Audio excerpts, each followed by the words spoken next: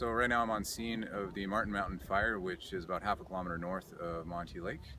Currently we had 31 firefighters on scene overnight, and we have fresh crews arriving today. We've also had skimmer aircraft work in the fire today, and we are estimating the size to be about 150 hectares. Right on. And so behind you there, that was sort of the area the fire started, or where did it sort of start? Well, we've determined, of course, that the fire may have started near the road, but currently we don't have an actual place of origin.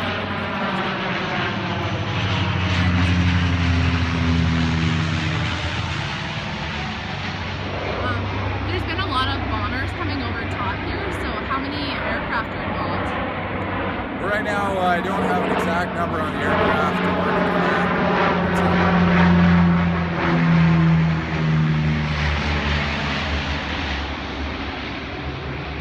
Right now I don't have an exact number on the aircraft that are working the fire, but the aircraft that you do see are called CL-215s, and they skim water at 6,000 liters in 12 seconds. So they're very capable aircraft, and they are actually from out of province. They're joining us from Alberta and assisting this summer with fires in BC.